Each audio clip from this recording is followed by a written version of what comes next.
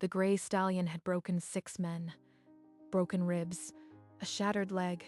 Now a deaf girl walked straight toward its pen. Its nostrils flared, blowing steam into the afternoon dust. Every muscle was corded for attack. The crowd clawed at the rails, screaming warnings. Not one person dared climb in after her. Mia stopped in the center of the ring, her scuffed sandals planted firm. Her hands rose slowly into the golden light. Her fingers bent and swept into the shape of a name. A name no one had signed in this town for 15 years. What is that? Stop her! Don't let her sign another word. The rope, it's slipping. Matteo, the rope isn't holding. The stallion's head dropped.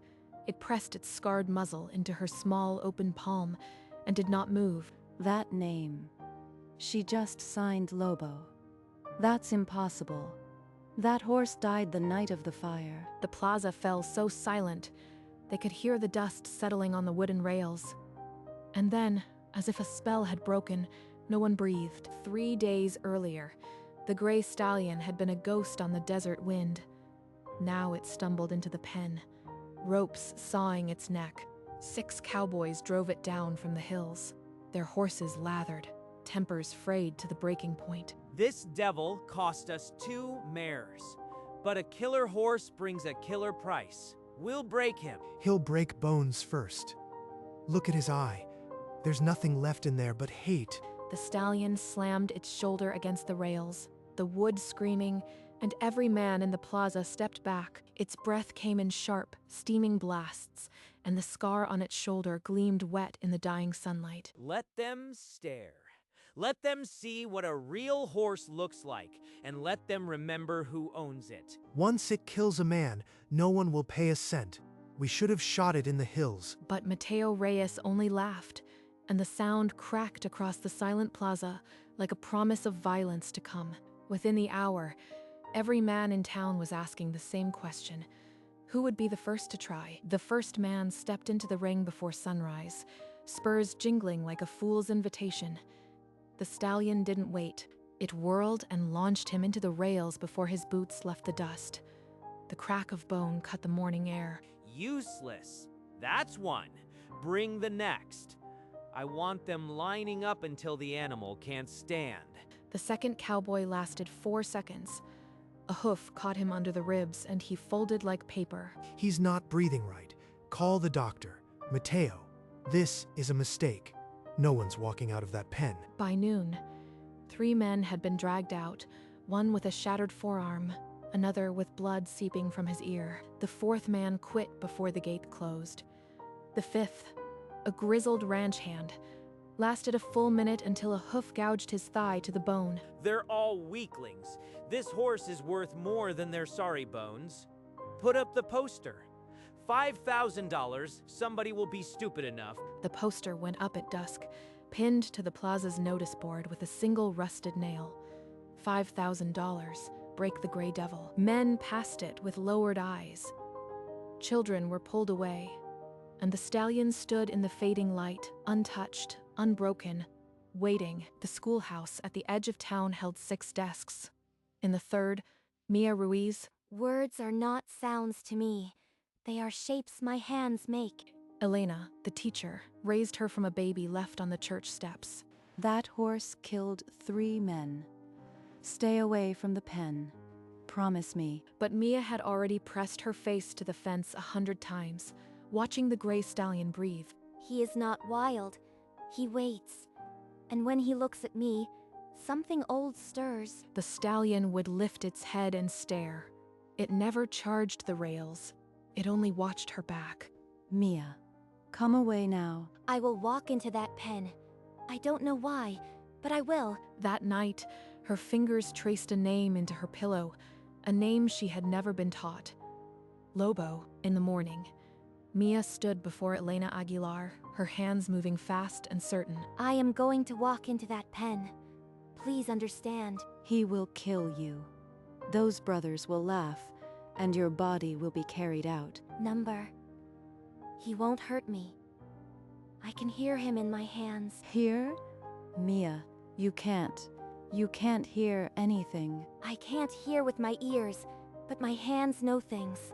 His name came to me. Lobo. That name. It's not yours to know. It belongs to a dead woman, a dead horse. She's hiding something, but I will not be stopped. Elena's eyes glistened, but she stepped aside, her silence a permission. That afternoon, Mia walked to the plaza, the bounty poster flapping on the board, and the town's whispers rising. The crowd saw the small figure in blue, and a murmur rose. Sharpening into shouts of warning, she slid under the bottom rail and stepped onto the dirt where 6 men had fallen. Inside, the gray stallion whirled, ears flat, eyes rolling white with rage and memory. Get her out. This isn't a game. The animal will break her in seconds. She's a deaf orphan. Nobody will even claim the body. Stop her. Be still. Let him see your hands are empty. Let him read your breath. The stallion froze, steam blasting from its nostrils. One hoof pawed the dust, but it did not charge. What's it waiting for? That animal never hesitates. Never. The crowd compressed against the rails, a wall of held breath, and still the horse stood. Mia took 1 step forward. The stallion did not move. It only watched. He knows. Not my face, but the stillness. He remembers something no one else does. The gray stallion lowered its massive head, nostrils fluttering, and did something no one had ever seen. It pressed its velvet muzzle into her palm and closed its eyes. You are not broken. You are waiting for someone who knows the language without sound. In the glossy dark of the horse's eye, a reflection of a small hand making a shape no one could yet decipher. The scarred shoulder trembled once, then stilled. The animal that had shattered bones stood obedient as a foal. Now, the name. It's on my fingers like a ghost's whisper. The plaza had gone utterly silent. Even the wind held its breath, and then, slowly, deliberately, Mia's hands began to rise. The stallion's ears pricked forward. It leaned closer, and waited. Mia's fingers bent into the word that had lived in her bones since before she could speak. Lobo. The stallion exhaled a shuddering breath and pressed its forehead against her chest. Number. That's impossible. That name belongs to a dead foal. It can't. Diego's lasso slid from his fingers and coiled in the dust like a snake surrendering. It can't be. That horse died with her mother. 15 years. It's been 15 years. The crowd didn't breathe. Every face was a mask of disbelief. Every voice stolen. Diego's belt knife clattered onto the rail. Mateo's face had gone the color of bone. Kill it. Somebody shoot that animal before someone remembers. But no one moved, because the name that had silenced the plaza was still rising, still signing itself into the dust. Elena pushed through the frozen crowd, her hands already moving in desperate signs. Mia, come. That horse, Lobo, he was your mother's. My mother. I never knew her. Elena, what do you mean? Your mother was deaf, like you. She raised that horse from a foal, taught him with these same hands. In the golden light, a memory surfaced. A young woman, black braids, signing to a gray foal in a sunlit pasture. She named him Lobo. He answered to no one but her. And now he answers to you. Lies. That horse is a wild monster. The old woman is trying to steal our bounty. Nobody believes this ghost story, teacher. You'll regret this. But the crowd had begun to murmur, faces turning from the pen to the brothers, questions forming. I am my mother's daughter, and this horse is mine. Elena's voice trembled as she painted the picture.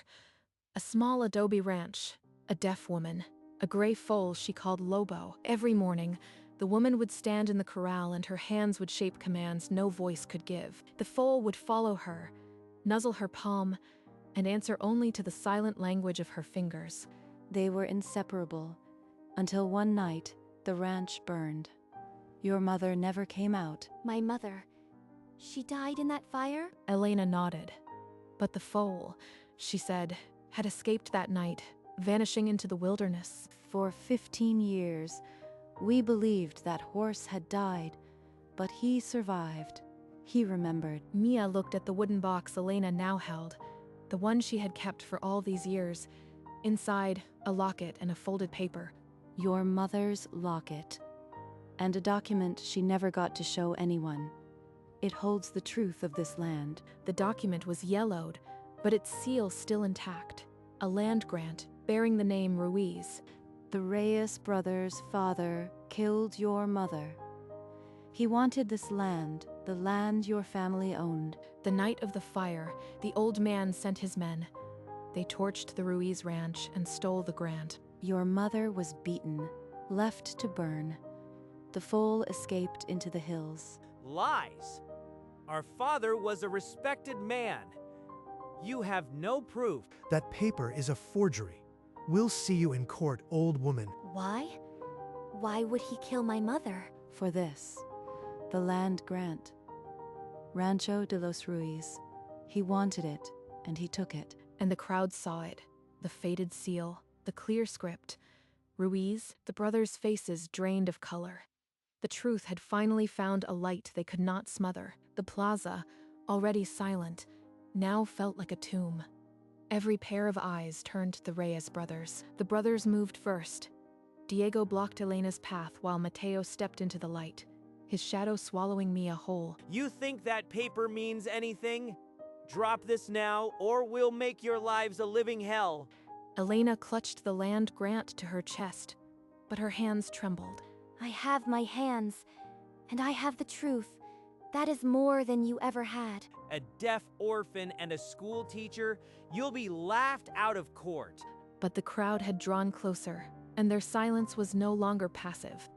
We'll take it to the judge. We'll let the land grant speak for itself. They cannot scare us into silence. I will not be quiet. The brothers exchanged a glance, and for the first time, fear flickered in Mateo's eyes. Then we fight together. Tomorrow, we go to the courthouse. That night, Elena sat by candlelight in her small house, the wooden box open before her. She spread the old papers across the table, letters, photographs, and the land grant that had been hidden for 15 years. Her fingers traced the name Ruiz. The ink faded, but the truth undeniable. I should have done this sooner. For you, for your mother. The leather journal had belonged to Mia's mother. Inside, notes and dates. The dream the Reyes had stolen. Among the pages, a folded paper with an official seal. The original land grant. Unrecorded. Unstolen. Elena held the document to the candlelight. The wax seal was unbroken, the Spanish script precise. This is it.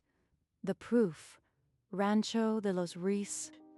She placed the grant carefully into a leather folder, ready for the courthouse that would decide everything. Tomorrow, Mia's mother will be heard. Morning light fell hard on the courthouse steps as Elena and Mia climbed them, the town's gaze heavy on their backs. Inside, Elena laid the leather folder on the clerk's desk, her voice steady, but her knuckles white. I am filing a petition to reclaim Rancho de los Ruiz. The land grant is here, and I speak for Mia Ruiz. The seal is old, but it appears authentic. I'll allow the filing. A formal hearing will be scheduled. This court will convene 1 week from today. All interested parties must be present. The Reyes brothers swept in with a slick city lawyer, their smiles thin as wire. You'll need more than a yellowed paper, old woman. We'll bury you in procedure. Mia stood apart, her hands folded, but her eyes never left the judge. My mother will be heard. The gavel echoed once. The hearing was set, and the town buzzed with the coming storm. In the days before the hearing, Elena walked the dusty roads to the homes of old-timers who remembered the Ruiz family. She unearthed a frayed sheriff's report. Its ink faded, but the words still clear.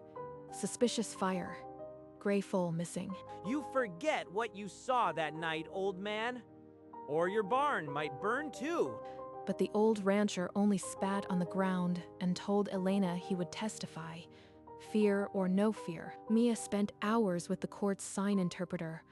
Her hands told of Lobo, of the name that came to her in the dark. The land grant, the sheriff's report, your testimony, this is enough.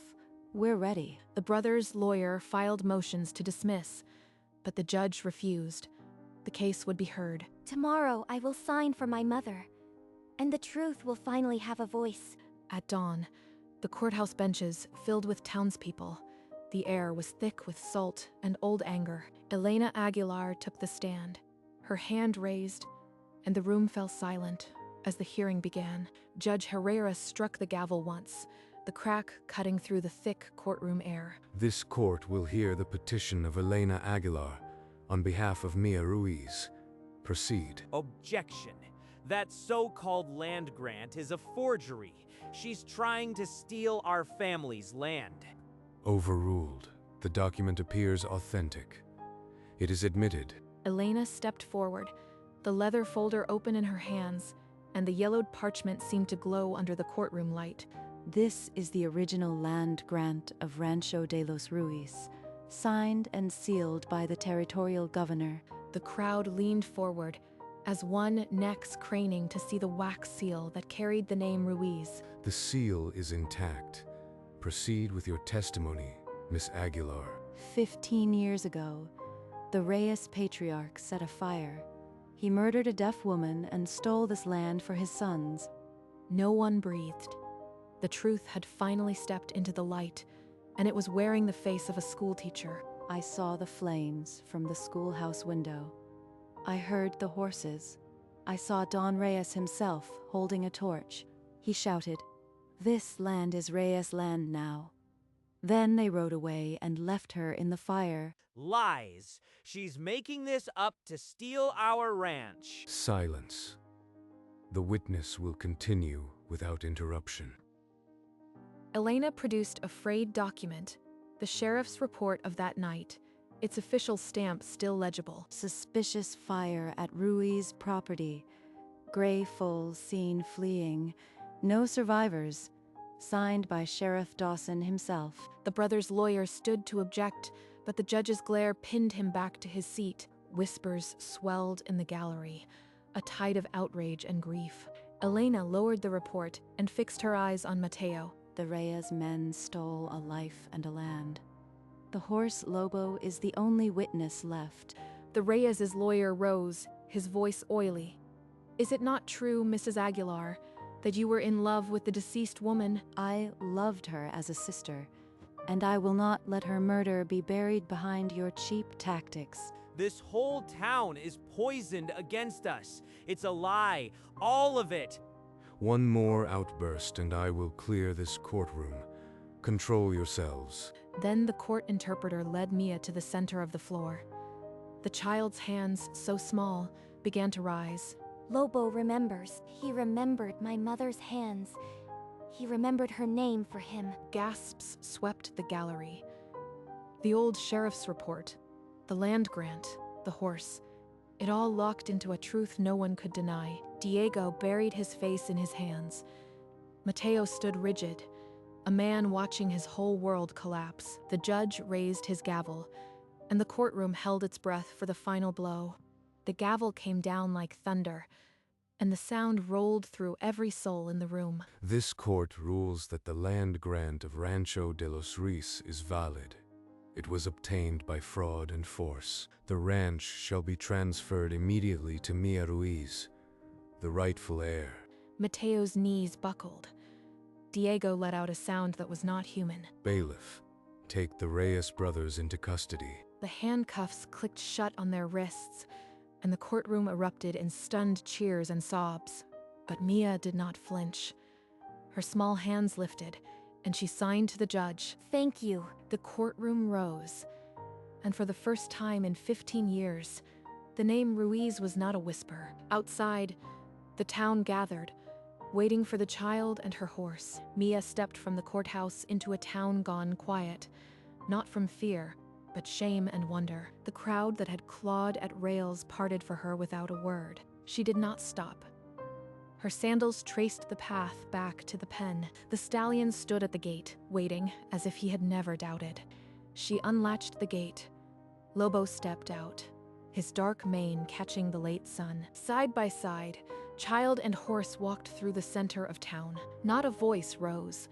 Only eyes, wet and wide, followed the sound of small steps and heavy hooves. They left the plaza behind, turning onto the dusty road that led to the Ruiz ranch.